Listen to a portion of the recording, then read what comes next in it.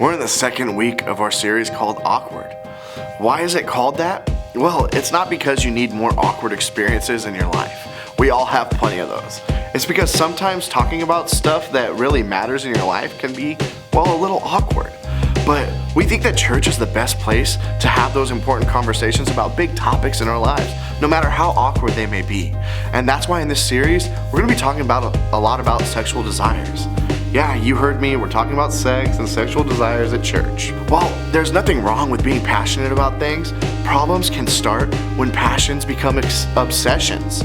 So how can we tell if what we're feeling is an obsession or a passion?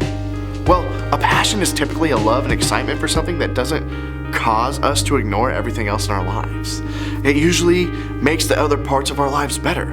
But when it comes time to focus on our schoolwork, or you need to get enough sleep, or your mom asks you to take a break, you'll do it. You'll step away from what you're focused on or passionate about with no problem. An obsession, on the other hand, has a tendency to take over our lives. It controls our thoughts and motivates our actions. It's what we think about all the time. It's the first thing we consider when making a decision about anything. And that's because it impacts all other areas of our lives, usually not in good ways. Obsessions have a way of controlling us. They motivate us to do things that we wouldn't normally do otherwise. They can even cause us to put other relationships at risk for the sake of them. We're willing to get in trouble, lose friends, or make choices we might regret, all because we want to give our time and energy to one thing, our one obsession. So, what does this have to do with sexual desires? See, in this age and phase of your life, things are changing a lot. A lot of you are probably becoming interested and curious about sexual stuff for the first time, even in small ways. And if you're not, that's okay too. We still think this is important for us to all talk about right now, because whether it's questions about dating, relationships, or sexual desires, we want to help you navigate through it with integrity. Sexual integrity is choosing to respond to sexual things that we feel, think, and desire in a way that respects ourselves, others, and God. It's responding in a way that's healthy, a way that doesn't control or confuse us, a way that doesn't allow an interest to become an obsession. So, what does that mean for you and me? I think if we want to live the free and full lives that God wants for us, we need to start being honest about what we might be paying too much attention to. I think we've got to get real about our obsessions. So let's start by doing two things. First, recognize the obsession. How can we know when a passion has turned into an unhealthy obsession? Well, we can start by looking at what consumes and controls our time and thoughts. If it's taking us away from other important things or people, it probably has become an obsession. Texting the person you like no matter who you are with or what time it is, ignoring your friends to spend time with the person you're dating, being furious with your parents for taking your phone away, those are all signs that you're moving towards an unhealthy obsession. Start to recognize and name the obsession so that you can be sure that it doesn't consume you. The second thing you can do is create boundaries.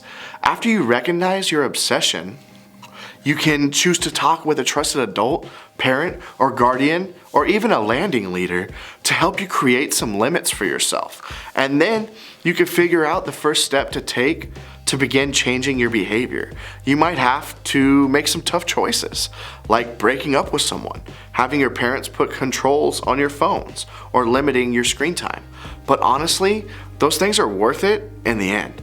You'll be getting back to the freedom to make healthier, wiser choices for yourself, both today and in the future.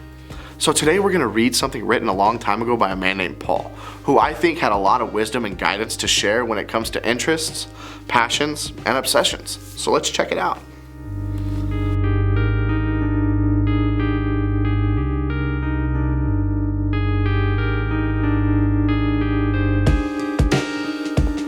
So we may have the freedom to do it, but it doesn't mean that that's the best thing for us. When we become obsessed with something, the line it gets blurry between what we do and what we should do. And even if it's something good for us, the obsession can begin to control us. And all that freedom we were excited about having as we grow up, all the freedom God gives us to live out our best lives and choose what's healthy for us, well, we're letting that freedom get away. We're letting the person or thing we've shifted our attention to control us. And that's not what any of us want for you. It's certainly not a good design that God had for you. And it's not the design that He chose for you.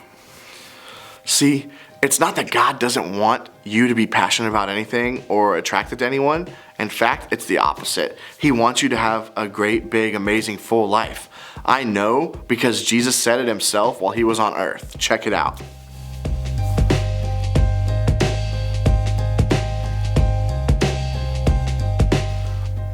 God wants you to have a full and exciting life. He wants us to be people who are full of passion and excited about things that we get to experience. And remember, He designed sexual desires and attraction to be a part of living your best life. If you find someone attractive, who do you think made that person? And who do you think gave you the ability to appreciate that person? God did. If you appreciate the way someone talks or thinks, you are appreciating a creation of God. And you have the freedom to express that God-given attraction in a way that honors ourselves, others, and God. In other words, you can practice sexual integrity. God cares about what we do with our sexual desires, and He wants us to guard ourselves from letting our interests become obsessions. When it comes to sexual things, He wants us to remember that even if we can do something, that doesn't mean that it's His best design for us.